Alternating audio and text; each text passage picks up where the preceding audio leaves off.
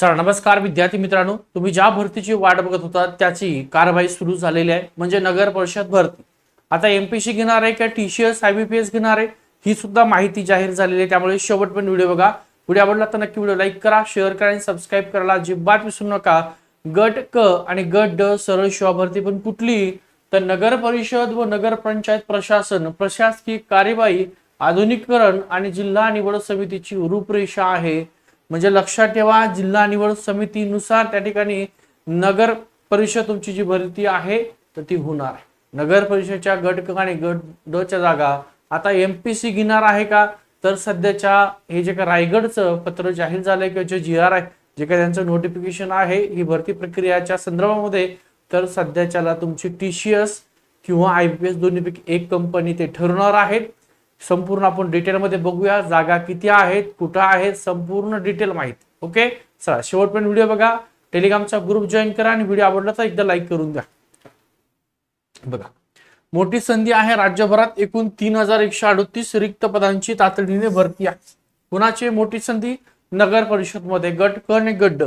पारदर्शक प्रक्रिया आहे बघा, टीसीएस आय1 किंवा आयबीपीएस मार्फत 100% ऑनलाईन संगणकीकृत परीक्षा होणार आहे।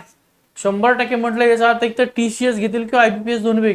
जाहिरात कधी पण येणार आहे, किती दिवस लागतील ही सगळी माहिती सांगतोय, काळजी करू नका। स्थानिक नियंत्रण म्हणजे जिल्हाधिकारी यांच्या अध्यक्षतेखाली सर्व समावेशक जिल्हा निवड समिती गठीत केली जाणार आहे आणि त्याच्यानंतर तुमची त्या ठिकाणी जाहिरात येणार आहे। आता संपूर्ण जर पाहिलं असेल, राज्यभरातील रिक्त पदांचा गोषवारा दिलेला आहे। मग याच्यामध्ये टोटल जर पाहिलं असेल तर बघा, 3138 एकूण रिक्त पद आहे। त्यामध्ये गट क चे 2151 रिक्त पद आहेत आणि गट ड चे 987 रिक्त पद आहेत। सर्व विभागीय आयुक्त कार्यालयाकडून प्राप्त माहितीच्या आधारित हे पदसंख्या आपण त्या ठिकाणी दिलेली आहे। पुढचं जर पाहिलं असेल तर प्रादेशिक दृष्टिक्षेप छत्रपती संभाजीनगर विभागातील रिक्त पद। ठीक आहे, आता औरंगाबाद चेंज झालं, छत्रपती संभाजीनगर झालेला आहे। या छत्रपती संभाजीनगर विभागात एकूण टोटल 1188 पद आहे। 1188 पद बघा, त्याच्यामध्ये जिल्ह्यावाईज जर पाहिलं असेल तर उस्मानाबाद गेला तर धाराशिव झाले, धाराशिव मध्ये 449 पद आहे। त्यानंतर नांदेड मध्ये 223 पद आहेत, लातूर मध्ये 70 पद आहेत, हिंगोली मध्ये 51 पद आहेत। त्याच्या सुद्धा तुम्हाला दिलेला आहे 449 पदामध्ये गट क चे 152 पद आहेत, गट ड चे 297 पद आहे। इथं सुद्धा नांदेडच्या 223 मध्ये गट क चे 94 पद आहे, गट ड चे 129 पद आहे। लातूर मध्ये गट क 58 आहे, गट ड 12 पद दिलेली आहे। आणि इकडं हिंगोलीमध्ये जर पाहिलं असेल गट क चे 40 पद आहेत आणि गट ड चे 11 पद। हे कुठले?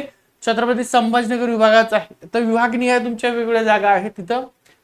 भरती प्रक्रियेचे आधुनिकीकरण आणि तांत्रिक अंमलबजावणी, सामान्य प्रशासन विभाग शासन निर्णय 21/11/2022 नुसार भूतपूर्व दुय्यम सेवा निवड मंडळाच्या कक्षबाहेर पदे भरण्यासाठी नवीन धोरण त्या ठिकाणी राबवलं जात आहे।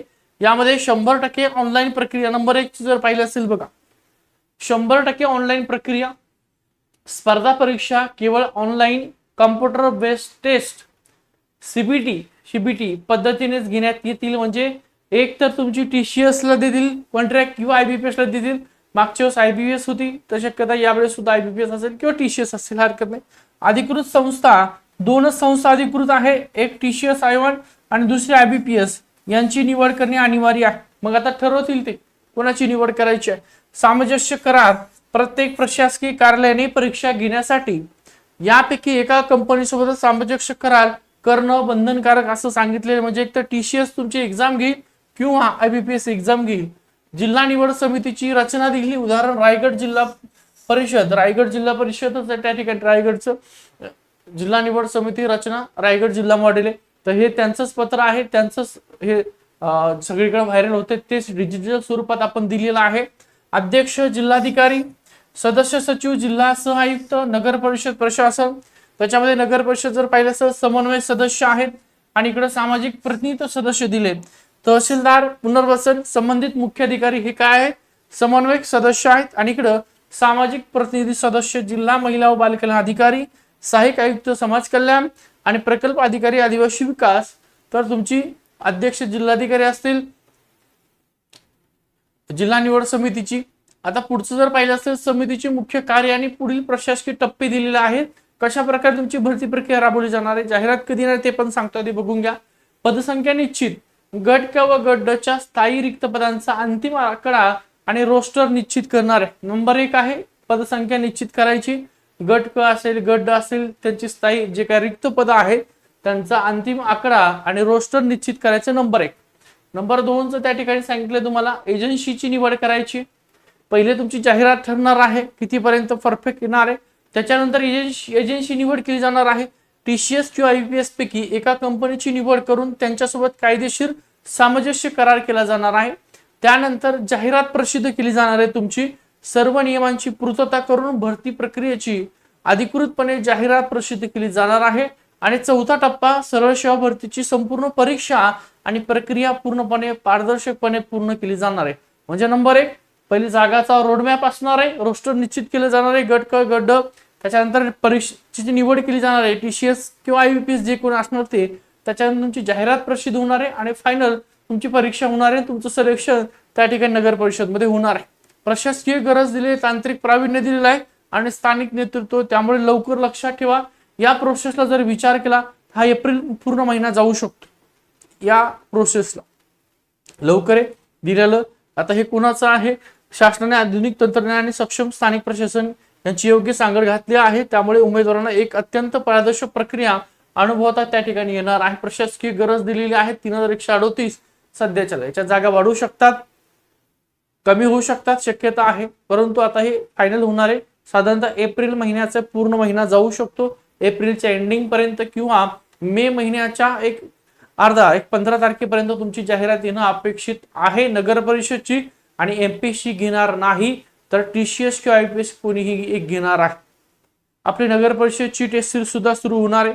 त्यामुळे हा नंबर लक्षात ठेवा. इथे तुम्हाला नंबर दाखवतोय, या नंबरला तुम्हाला नगर परिषद संदर्भात कुठली माहिती हवी असेल, काय असेल, काही प्रश्न असतील किंवा टेस्ट सिरीज जर जॉईन करायची असेल तर 9552 62 95 63 हा नंबर आहे.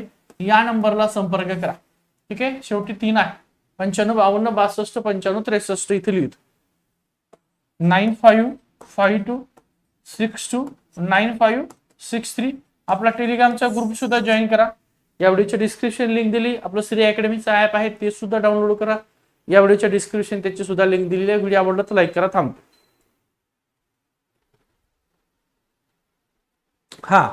नंबर 1 जी काही टेस्ट सिरीज आपण घेणार आहोत त्याच्यामध्ये मागचे जे काही पीओक्यू आहे त्यानुसार घेणार आहोत. आणि युट्यूबला सुद्धा आपण नगर परिषद भरतीची जी काही सिरीज सुरू करणार आहोत 1-2 दिवसानंतर. नगर परिषदची सुद्धा जशी आपण एमपीसी पीओक्यू सिरीज सुरू केली आहे तशी नगर परिषदची सुद्धा पीओक्यू सिरीज आपल्या युट्यूब चॅनेलला सुरू केली जाईल. त्यामुळे चॅनेलला सुद्धा सबस्क्राईब करून द्या.